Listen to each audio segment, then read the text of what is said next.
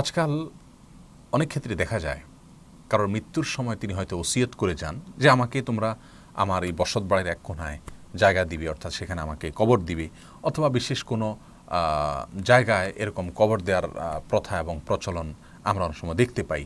বাসা বাড়ির কোনো একটা জায়গায়, কোনো প্রতিষ্ঠানের কোনো একটা জায়গায় কারোর কবর, হয়তো যিনি দুনিয়া থেকে বিদায় নেন তিনি ওসিয়ত করে যান, অথবা উৎসুক আত্মীয় স্বজন বা প্রিয়জনদের কেউ তাদেরকে সেখানে কবর দাফন না করে সে নির্দিষ্ট জায়গায় বা বিশেষ কোনো জায়গায় তাদেরকে দাফন করেন। এটা কি ইসলামী শরিয়াত কীভাবে দেখে? দেখুন, এই ব্যাপারে প্রথম কথা হলো যে সুন্নাহ হলো যে কোনো মানুষকে মুসলিমদের সাধারণ কবরস্থানে দাফন করা, এবং বিশেষ কোনো কবরস্থানে অর্থাৎ তাদের জন্য আলাদা সিঙ্গেল কোনো কবর তাদের জন্য না রাখা, এটাই হলো সুন্নাহ সম্মত। কারণ রাসূল করিম সাল্লাল্লাহু আলাইহি সাল্লামের সমস্ত সাহাবায়ে কেরাম এই নীতিকে অবলম্বন করেছেন, সমস্ত সালাফে সালেহিন এই নীতিকে অবলম্বন করেছেন।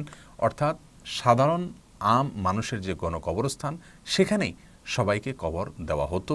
এটা সালাফে সালেহিন থেকে এই জিনিসটাই চলে আসছে, এটাই প্রমাণিত।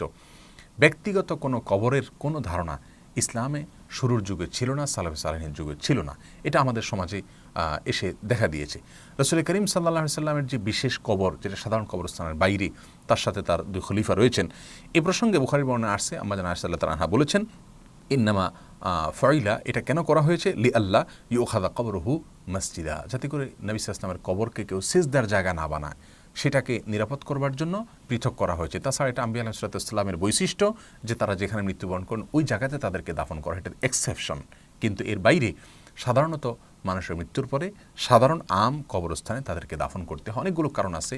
একে তো অনেকে আম কবরস্থানের দাফন না হয়ে নিজে বিশেষ জায়গায় শুইতে চান, এটা অহংকার অনেক সময় এটার পেছনে কাজ করে, এটার ভিতরে কাজ করে যে আমি বিশেষ ব্যক্তি অথবা বিশেষ জায়গায় শুবো।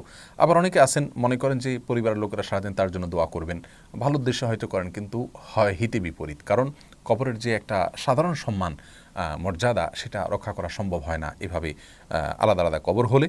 আর তাছাড়া ওয়ারিসদের হক এবং অধিকার নষ্ট হয়, কারণ ওই লোকটার মৃত্যুর পরে তার যেই জায়গাটা কবর হবে ওই জায়গাটা তো ওয়ারিসদের ছিল, সেটা ওয়ারিসরা ভাগে পেতেন। হয়তো সব ওয়ারিসরা সমানভাবে অর্থনৈতিকভাবে সচ্ছল নাও হতে পারে, এই জায়গাটা তাদের কাজে লাগতো, অতএব এই জায়গাটা তিনি দখল করে তাদের ক্ষতি করলেন।